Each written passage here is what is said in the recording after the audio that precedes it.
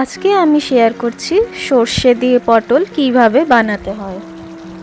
এটা খেতে খুবই সুস্বাদু লাগে আর এটা বানাতে অনেকই সোজা। প্রথমে সর্ষে পেস্টের জন্য আমি একটা ছোট্ট বাটি নেব, তার মধ্যে আমি 2 স্পুন সর্ষে দেব আর 3-4টে লঙ্কা দেব আর একটু নুন দিয়ে জল দিয়ে ভিজিয়ে রাখবো 1 ঘন্টার জন্য। এখানে আমি লঙ্কা প্রায় 4-5টার মতন দেব, কারণ আমি একটু ঝাল ঝাল করে করব। আপনারা যদি ঝাল পছন্দ করেন না তাহলে 2টো লঙ্কা দিতে পারেন মিক্সিতে। আর এখানে আমি সর্ষে লঙ্কার একটু নুন দিয়ে জলের মধ্যে 1 ঘন্টার জন্য ভিজিয়ে রাখবো। এখানে আমি 1 কাপের মতো জল নিয়ে ভিজিয়ে দেব আর একটু নুন দেব তার উপরে।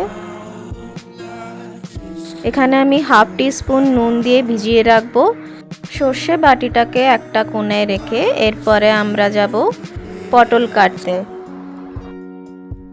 এখানে পটলটাকে আমি ধুয়ে দেব ভালো করে পটলটাকে ধুয়ে আমি 2 দিকে কেটে দিচ্ছি। তারপর পিলার দিয়ে পটলটাকে ছুলে দেব। এরপর পটলটাকে 2 সাইডে আমি চিড় দিয়ে দেব। আপনারা চাইলে পটলটাকে 2 হাফ করে কেটে দিতে পারেন, কিন্তু আমি এইভাবেই কাটছি কারণ এটা দেখতে সুন্দর লাগে। পিল করা হয়ে গেছে। এরপর আমি 2 সাইডে 2টো চিড় দেব। যেহেতু পটলটাকে আমি গোটা ভাজবো এর জন্য আমি 2 সাইডে 2টো চিড় দিচ্ছি, তাকি জলদি ভাজাটা হোক। একদিকে চিড় মারা হয়ে গেছে, এরপর আরেকটা দিকে চিড় মেরে দেব। ঠিক এইভাবে চিড়টা মারতে হবে। পটলে চিড় দেওয়ার সময় আপনারা চেষ্টা করবেন কি চিড়টা বেশি করে না হোক কিংবা কম না হোক। চিড়টা বেশি করে দিয়ে দিলে ভাজতে অসুবিধা হবে, আর যদি কম চিড় দেওয়া হয় তাহলে সিদ্ধ তাড়াতাড়ি হবে না। নেক্সট আমরা এই প্রসেসেই সেম পটলগুলোদেরকে করব। এখানে আমি 10 থেকে 12 পিস পটল নিয়ে নিব আর এই সবকটাকে আমি পিল করে 2 সাইড কেটে চিড় মেরে দেব।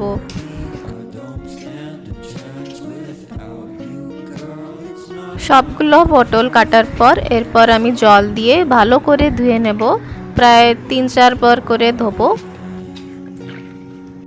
পটলটাকে ভালো করে ধোয়ার পরে এরপর আমি এর মধ্যে নুন, হলুদ আর লঙ্কা গুঁড়ো দিয়ে ভালো করে মেখে দেব।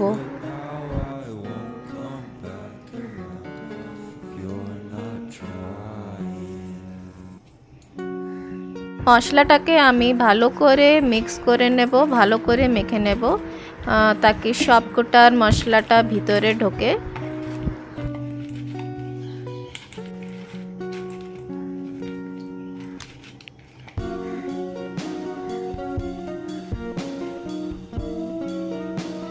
পটলটাকে ভালো করে মাখার পর আমি একটা কড়াইয়ের মধ্যে 2 to 3 টেবিল স্পুন সর্ষের তেল নিলাম। সর্ষের তেলটাকে ভালো করে গরম করে নেব, তার উপরে ছেড়ে দেব ম্যারিনেট করা পটল ভাজার আগে আমি সর্ষের তেলটাকে ভালো করে গরম করে নেব, না হলে সর্ষের তেলের মধ্যে একটা কাঁচা গন্ধ লেগে যাবে পটলের মধ্যে।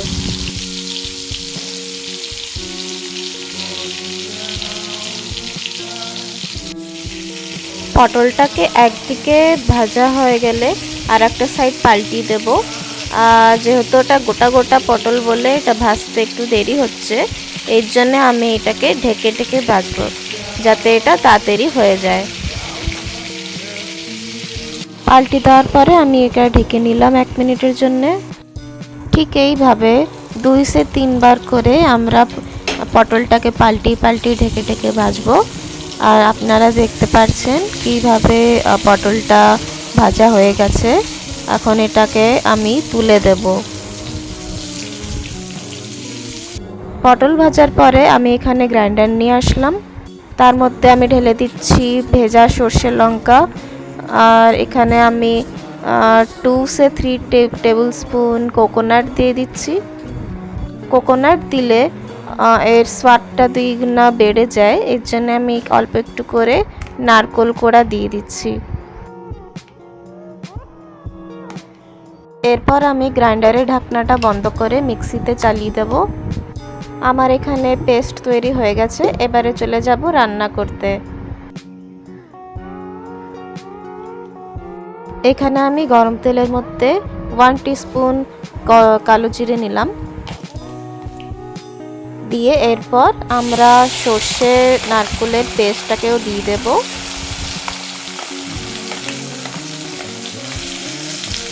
সর্ষে পেস্ট দেওয়ার পরে আমি খুন্তিটাকে ভালো করে চালিয়ে দেব, দিয়ে এর মধ্যে একটু নুন হলুদও দিয়ে দেব।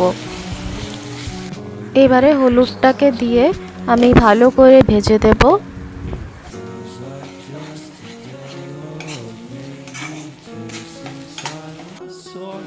মশলাটাকে ভালো করে ভাজার পর আমি এখানে ভাজা পটলগুলোকে দিয়ে দিচ্ছি। এরপর এটাকে আমি ভালো করে মিক্স করে একটু জল দিয়ে দেব পরিমাণ মাত্র। এখানে আমি 1 কাপের মতন জল দিয়ে দেব আর দিয়ে ঢেকে দেব, স্টিমে বসিয়ে দেব আর এটাকে আমি ফুটতে দেব। সর্ষে গ্রেভিটা যখন ফুটতে থাকবে তখন মাঝে মাঝেই আমি একটু কড়াইটাকে খুন্তি দিয়ে নাড়াতে থাকবো, না হলে ঝোলটা কড়াইয়ের তলায় লেগে যাবে। আমার বানানো সর্ষে পটল হয়ে গেছে, এখন আমি একটু চিনি দিয়ে ওকে নামিয়ে দেব। পটল সর্ষে এখন হয়ে গেছে, আপনারা এটাকে ভাতের সাথে কিংবা রুটির সাথেও খেতে পারবেন। আমার ভিডিওটা যদি পছন্দ হয়ে থাকে তাহলে লাইক, শেয়ার, সাবস্ক্রাইব অবশ্য করবেন। Thank you.